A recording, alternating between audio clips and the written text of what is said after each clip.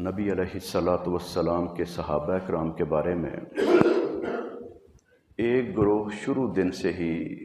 تبرہ کرتا آ رہا ہے، اور دوسرا گروہ جو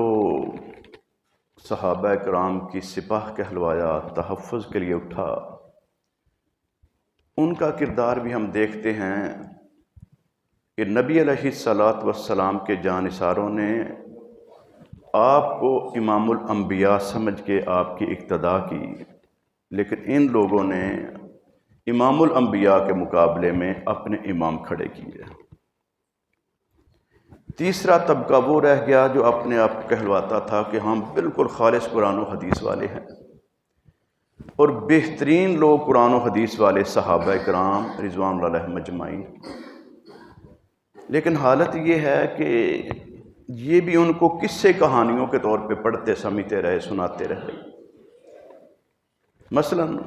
آپ نے گرمیوں میں دیکھا ہوگا کہ بعض بندے نکریں پہن کے موٹر سائیکلوں پہ چلتے رہے کہ سب کچھ ان کا اندر سے نظر آتا ہے۔ مولوی صاحب سے پوچھا جائے کہ مولوی صاحب اس کا کیا علاج کرنا چاہیے، کہتا جی میں کیا کہہ سکتا ہوں، اس کی کوئی واضح سزا تو ہے نہیں، کیونکہ ایسا واقعہ تو ہوا نہیں تھا۔ ہم عام لوگ جو دین سمجھنے والے ہیں نا، آپ نے دیکھو کہ چوکوں چوراہوں میں کھڑے ہوئے وہ خارج کر رہے ہوتے ہیں، دیکھنے والے کو محسوس ہوتا ہے یار یہ کیا کر رہا ہے، لیکن اس کو پتہ ہی نہیں وہ کیا کر رہا ہے۔ خواتین گزر رہی ہیں اور بعض لوگ وہیں پہ بیٹھ کے جناب وہ سڑک کے کنارے پیشاب کر رہے ہوتے ہیں۔ یہ وہ چیزیں ہیں جو بے حیائی اور بے غیرتی کے راستوں کو کھولتی ہیں، لیکن اس کا جواب نہ مولویوں کے پاس نہ حکمرانوں کے پاس، بالکل بے حسی کا مظاہرہ کرتے جی ہم کیا کریں، یہ تو ذاتی معاملہ ہے نا۔ حالانکہ جو بندہ صحابہ کرام رضوان اللہ اجمعین کے بارے میں یہ ذہن رکھتا ہے کہ جس طرح سے اللہ رب العالمین نے اپنے نبیوں کا انتخاب کیا، ایسے ہی اللہ رب العالمین نے نبی علیہ السلام کے ساتھیوں کا انتخاب کیا، یہ اللہ کی سلیکشن ہے۔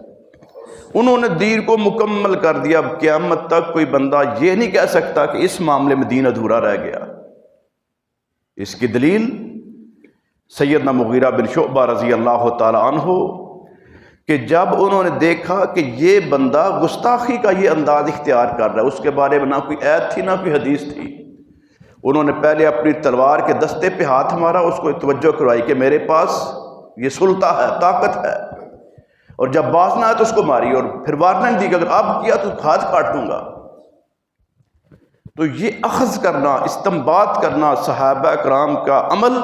نبی علیہ السلام کی خاموشی، یہ سنت ہے کہ جس طرح سے نبی کی گستاخی کو گوارا نہیں کیا جا سکتا، ایسے نبی کی سنت کو بھی گوارا جو ہے نا، نبی کی سنت کی گستاخی کو گوارا نہیں کیا جا سکتا۔ تو اس سے انشاءاللہ سارا معاملہ جدید ترین دور کا ہر فتنہ وہ کچلا جا سکتا ہے۔ اللہ تعالی ہمیں صحابہ کرام رضوان اللہ اجمعین کے مقام کو اس انداز سے سمجھنے کی توفیق عطا فرمائے کہ انہوں نے قرآن پر عمل کا حق ادا کر دیا، دین کو غالب کرنے کا حق ادا کر دیا، پوری دنیا کی انسانیت کے لیے اسلام کو بالکل واضح کر دیا، کوئی ایسا پہلو ہے ہی نہیں جو ان سے مخفی رہا ہو۔ اللہ ان کے درجات بلند فرمائے اور آخرت میں ہمیں بھی ان کا ساتھ عطا فرما دے۔